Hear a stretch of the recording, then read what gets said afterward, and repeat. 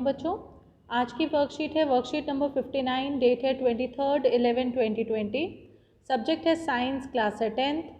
हिंदी और इंग्लिश दोनों मीडियम में लेकर चलेंगे। मानव नेत्र व रंग बिरंगा संसार, जिसमें हम ह्यूमन आई के बारे में पढ़ेंगे और इससे रिलेटेड चीज़ों के बारे में पढ़ेंगे। तो अपवर्तन से स्टार्ट करते हैं। प्रकाश के एक माध्यम से दूसरे माध्यम में प्रवेश करते समय अपने सीधे पथ से मुड़ने की घटना को अपवर्तन कहते हैं। When a ray of light crosses a medium, it goes from one medium to the another medium, it changes its direction। अपनी डायरेक्शन चेंज करती है, मुड़ जाती है, तो उस प्रोसेस को रिफ्रैक्शन कहा जाता है। तो आज हम प्रिज्म के बारे में पढ़ेंगे। पिछली क्लास में हम लोगों ने ग्लास स्लैब के बारे में पढ़ा था, आपको याद होगा, जिसमें एक रे ऑफ लाइट जाती है एक मीडियम से दूसरे मीडियम में और उसको यहाँ जाना होता है लेकिन वो इधर मुड़ जाती है।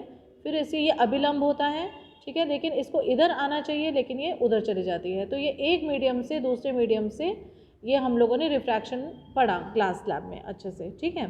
तो आज हम पढ़ेंगे प्रिज्म के बारे में।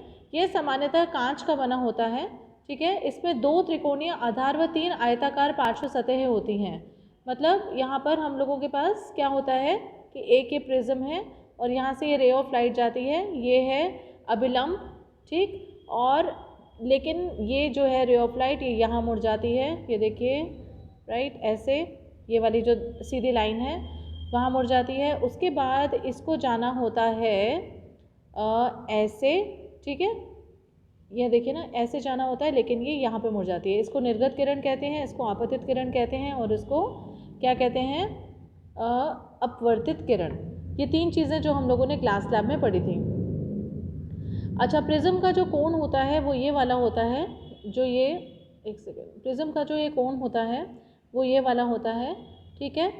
अब हमने पिछले अध्याय में आयताकार स्लैब से अपवर्तन के बारे में अध्ययन किया है।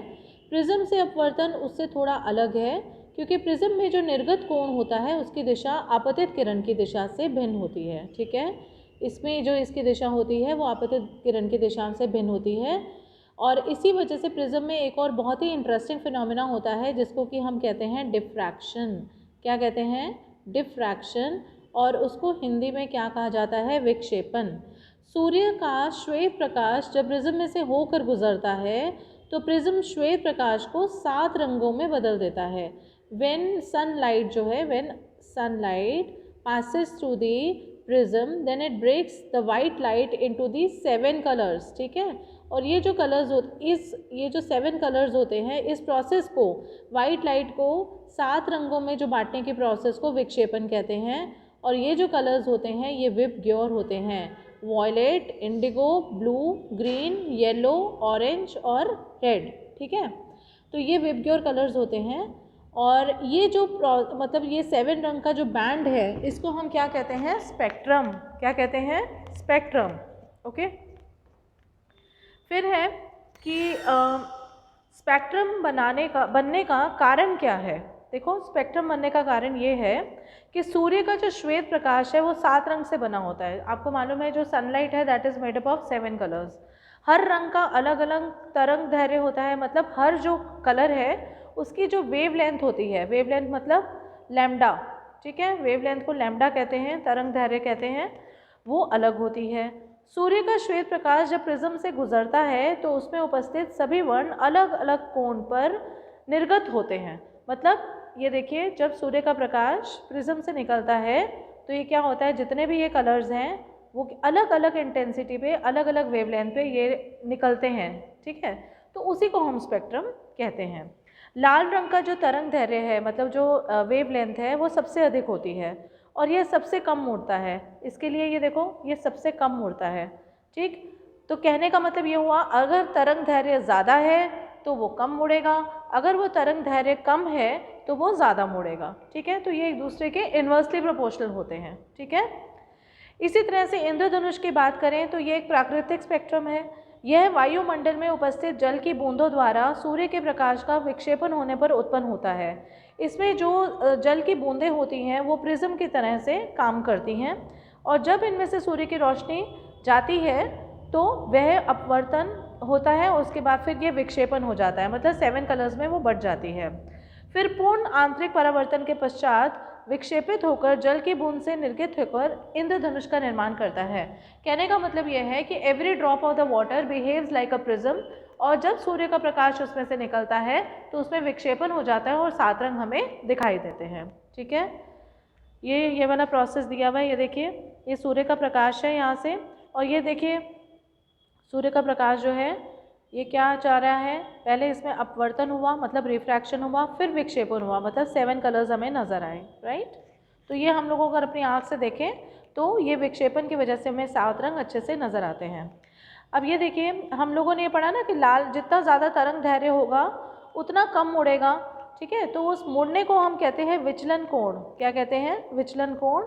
विचलन करण मैंने जैसे अभी बताया कि वो उसके इन्वर्सली प्रोपोर्शनल होता है। इन्वर्सली प्रोपोर्शनल मतलब कि अगर तरंग दैर्घ्य ज़्यादा तो विचलन कोण कम, अगर तरंग दैर्घ्य कम तो विचलन कोण ज़्यादा। ओके, तो हम लोगों को जो लाल रंग है वो सबसे कम मुड़ेगा और जो वॉयलेट रंग है वो सबसे ज़्यादा मुड़ेगा। क्वेश्चन आंसर्स की बात करें तो प्रकाश का आयताकार स्लैब से विक्षेपण प्रिज्म से विक्षेपण से किस प्रकार भिन्न है? तो ये पहली ही लाइन में हमारा आंसर है कि इसकी जो निर्गत कोण की दशा होती है वो अलग होती है प्रिज्म में। ठीक है, और जैसे कि आयताकार स्लैब में होती है उसमें वो डिफरेंट होती है। इस कारण प्रिज्म से अपवर्तन के दौरान एक रोचक घटना होती है जिसको कि हम विक्षेपण कहते हैं। ये वाला आंसर आ जाएगा। क्वेश्चन नंबर 2 है, इंद्रधनुष का निर्माण किस प्रकार होता है? तो ये आंसर नंबर 2 ये पूरा दिया हुआ है इंद्रधनुष का।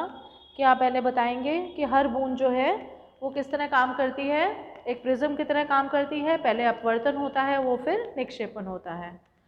तीसरा है, लाल रंग का तरंग दैर्घ्य सबसे डैश होता है। लाल रंग का जो तरंग दैर्घ्य है सबसे अधिक होता है। क्या होता है? सबसे अधिक होता है। ठीक है, और बैंगनी रंग का सबसे कम होता है, राइट।